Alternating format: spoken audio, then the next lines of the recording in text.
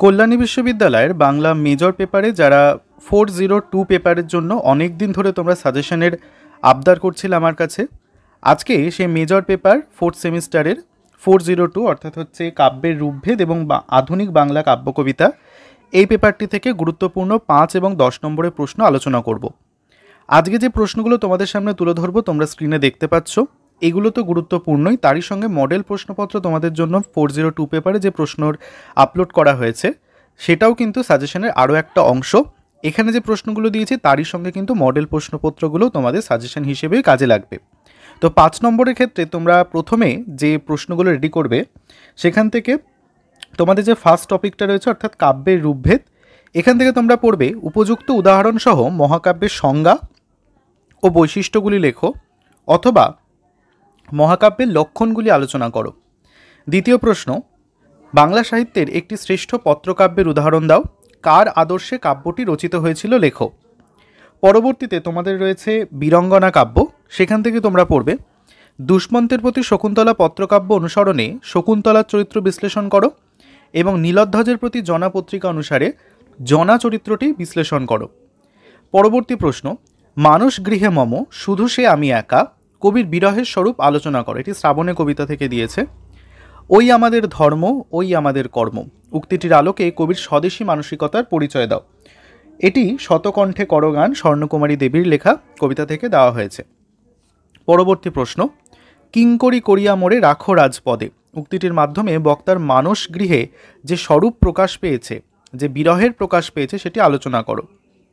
শেষ প্রশ্ন 5 নম্বরের বলছে, সংসারে সন্ন্যাসী লোকটা ঠিক কেমন বলে তোমার মনে হয়, কবিতাটি আলোচনা করে বিষয়বস্তুটি বুঝিয়ে দাও।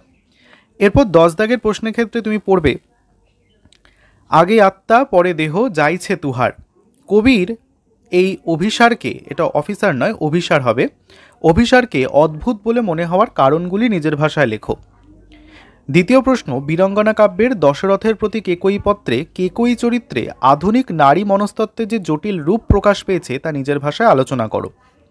এর পরবর্তীতে পড়বে সর্বগ্রাসী বিজ্ঞাপনের পণ্য শাসন মানুষের জীবনকে করে তুলেছে দুর্বিষহ। মুখ ঢেকে যায় বিজ্ঞাপনে কবিতায় তার বাস্তব প্রতিফলন ফুটে উঠেছে, উক্তিটি আলোচনা করো। পরবর্তীতে পৃথিবীর গভীরতর অসুখ এখন, মানুষ তবুও ঋণী পৃথিবীরই কাছে। গভীরতর অসুখ বলতে কবি কী বুঝিয়েছেন, এই গভীরতর অসুখ থেকে পরিত্রাণের সদর্থক জীবনভাবনা কবি দিয়েছেন, আলোচনা করো। পরের প্রশ্ন, গীতিকবিতার ধারায় শোককবিতা বা এলেজি একটি বিশিষ্ট স্থান অধিকার করে আছে। শোককবিতার সংজ্ঞা নির্ণয় করে নবীনচন্দ্র সেনের মাইকেল মধুসূদন দত্ত কবিতাটি যথার্থ শোককবিতা হয়ে উঠেছে কিনা বিশ্লেষণ করো। এরপরে শেষ তোমরা 10 দাগের প্রশ্ন হিসেবে পড়বে সবাই দেখছে যে রাজা উলঙ্গ তবুও সবাই হাততালি দিচ্ছে, অথবা রাজা তোর কাপড় কোথায়। উক্তিগুলির আলোকে রূপকধর্মী কবিতা হিসেবে উলঙ্গ রাজার সার্থকতা বিচার করো। নীরেন্দ্রনাথ চক্রবর্তীর লেখা উলঙ্গ রাজা কবিতাটি একটি উল্লেখযোগ্য কবিতা। এই কবিতা থেকে কিন্তু এবছর একটা প্রশ্ন আসার একটা তীব্র সম্ভাবনা রয়েছে পেপার 2 এর ক্ষেত্রে। তাই এই প্রশ্নটা কিন্তু অন্তরালে তোমরা কিন্তু সামগ্রিক বিষয়বস্তুটা পড়বে, তাহলেই দেখবে যে কোনো লাইনের প্রশ্ন তুললেই কিন্তু তোমরা পেরে যাবে।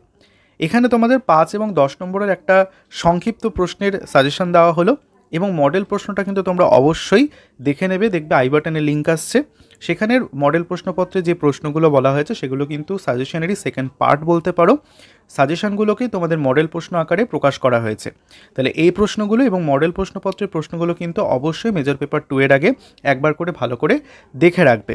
তাহলে আজকের আলোচনাটা কেমন লাগলো অবশ্যই কিন্তু জানাতে ভুলবে না। দেখা হচ্ছে পরের ভিডিওটিতে, সকলে ভালো থেকো, টাটা।